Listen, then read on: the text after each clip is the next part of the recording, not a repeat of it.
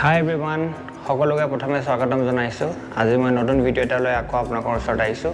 So আজিৰ ভিডিওটো হ'ব আমি নিজে ঘৰতে কেনেকৈ সিসি কেমেৰা ইনষ্টল কৰিব পাৰিম তাকে লৈ এটা ভিডিও মই আজি বনাই আছো। সকলো ভিডিওটো ভালকৈ চাব। তো আহক এটা ভিডিওটো আৰম্ভ কৰো।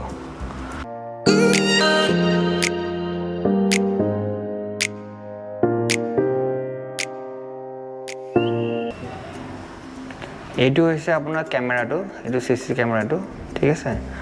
তাৰ পিছত এইটো হৈছে মডেম। ইয়াৰ পৰা আমি সিসি কেমেৰাটো চলাবলৈ কাৰণে নেট কানেক্টিভিটি ইয়াৰ পৰা পোৱা যাব। সো এইটো হৈছে আপোনাৰ এডাপ্টাৰ লগতে চাৰ্জাৰ কেবল।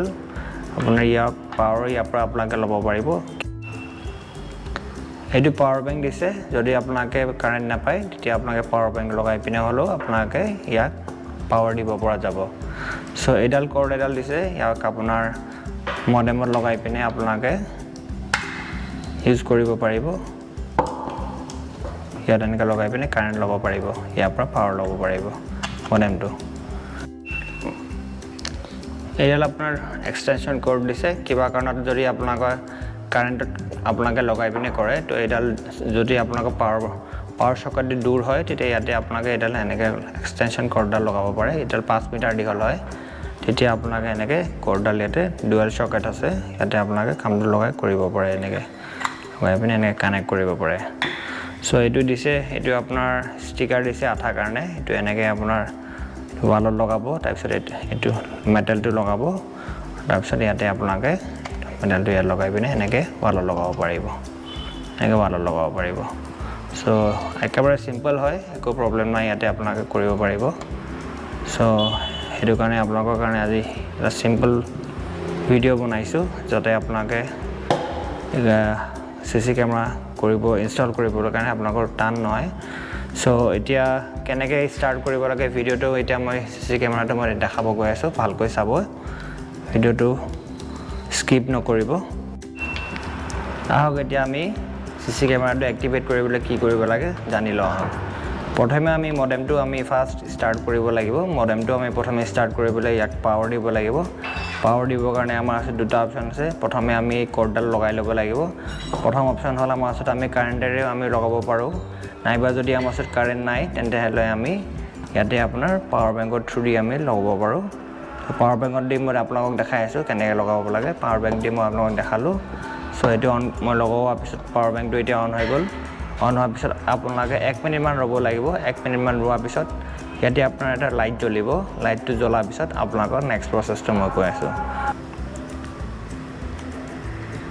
চাওক, আমাৰ মডেমটো এতিয়া ৰেডি হৈ গৈছে, ব্লু লাইট দেখাই আছে।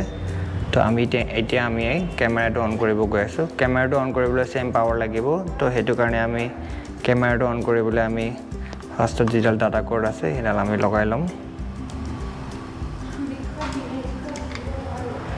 ইয়াতে এটা আপোনাৰ অপশ্যন আছে কৰ্ডডাল লগাবলৈ, ইয়াতে আমি কৰ্ডডাল লগালোঁ। সো মই আপোনালোকক পাৱাৰ বেংকৰ থ্ৰু দিয়ে ইয়াক পাৱাৰটো দি আছোঁ। সো পাৱাৰ বেংকতে মই আপোনালোকক লগাই আছোঁ।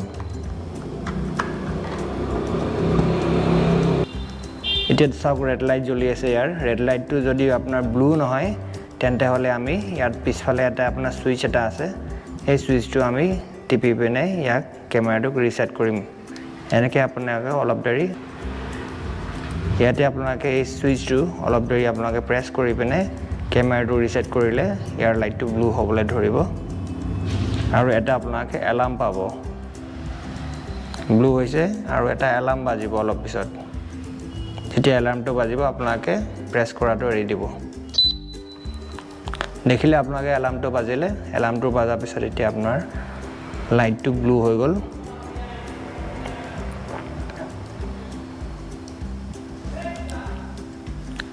সো আমাৰ এতিয়া কেমেৰাটো ৰেডি হৈ গ'ল।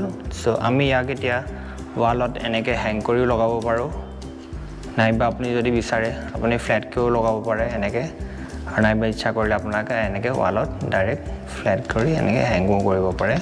সো এতিয়া আপোনালোকে ভাবি আছে চাগৈ যে কেমেৰাটো আমি ক'ত লগালে ভাল হ'ব।